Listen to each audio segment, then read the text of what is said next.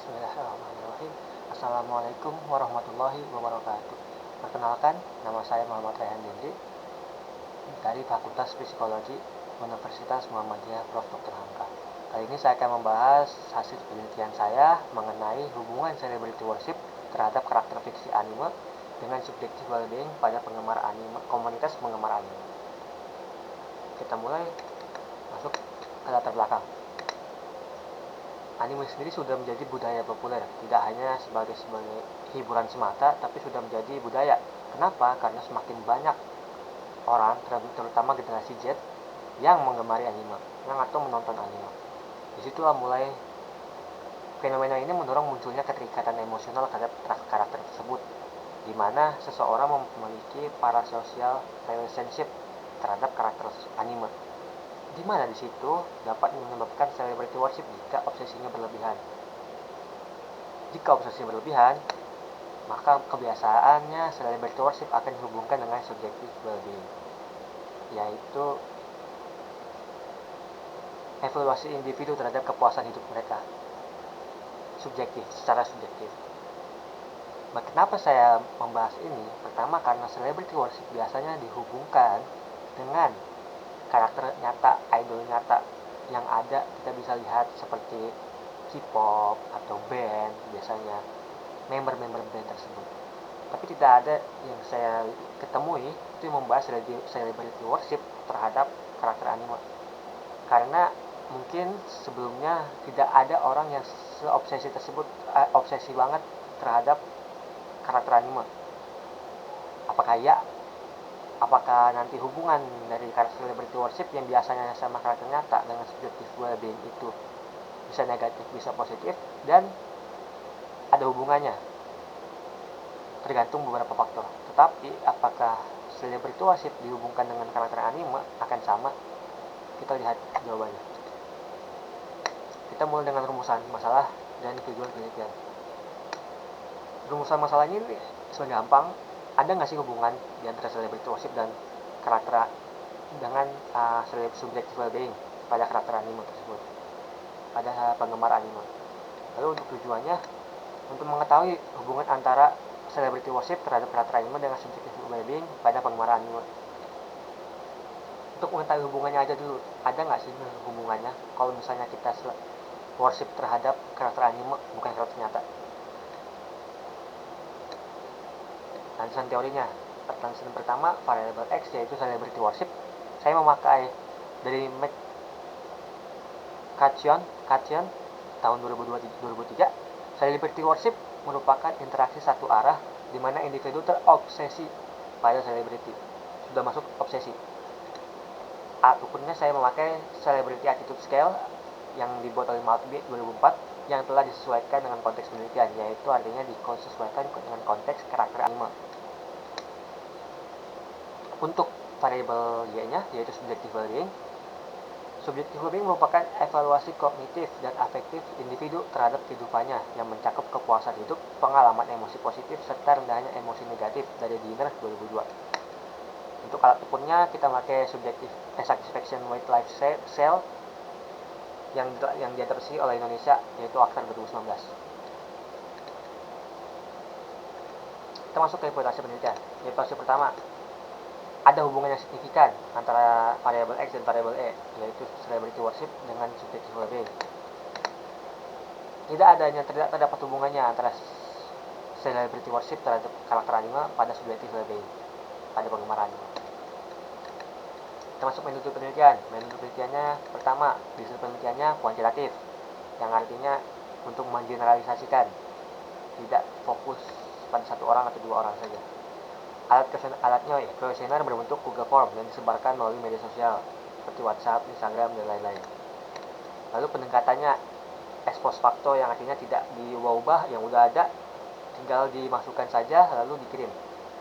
Non eksperimental artinya, dan bersifat cross seksionalnya dalam satu waktu. Di saat mereka mengisi kuesioner tersebut, itulah saat keadaan mereka tersebut. Jadi tidak perlu adanya manipulasi data. Jadi di saat tersebut dia mengisinya.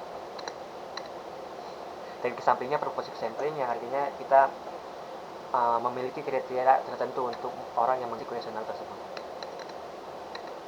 Kita masuk ke metode penelitiannya lagi. Untuk uji validitasnya, setelah diuji menggunakan SPSS, jika valid item tersebut ketika error hitungnya lebih besar daripada error table berdasarkan uji signifikan 0,0,5.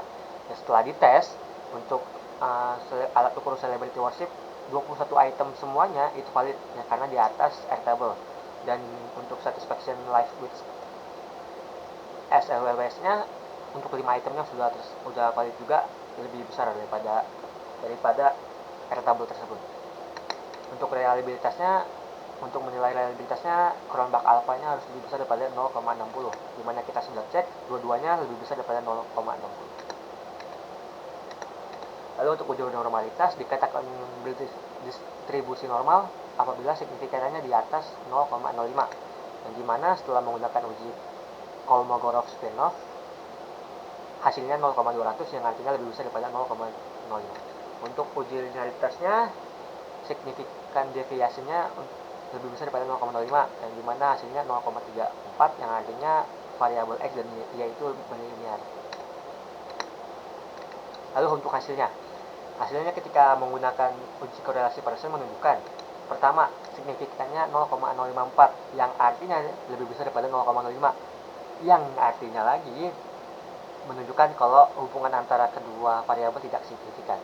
Lalu untuk keduanya, dasar keputusannya kita lihat korelasi Pearsonnya itu bernilai 0,115. Berdasarkan interval dari nilai korelasi Pearsonnya itu berada di tingkat 0,00 sampai 0,119, yang dimana tingkat hubungannya itu sangat rendah. Kesimpulannya, yang didapat adalah hubungan antara celebrity worship dengan karakter anime pada penggemar anime di Jabodetabek adalah sangat rendah. Ini unik. BTW ini hasilnya bisa dilihat.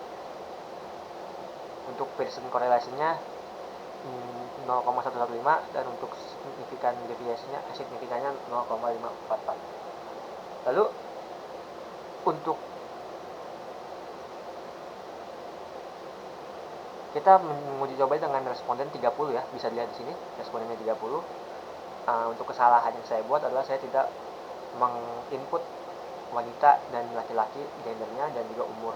Saya lupa, nanti setelah ini saya akan perbaiki di kuesioner yang saya akan berikan berikutnya.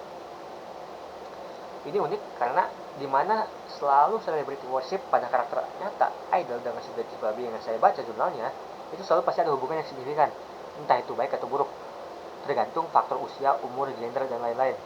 Banyak penelitiannya. Dan juga parasosial terhadap karakter anime juga ada hubungannya dengan subjektif babi. Tapi saat celebrity worship terhadap karakter anime itu sangat rendah hubungannya terhadap subjektif babinya.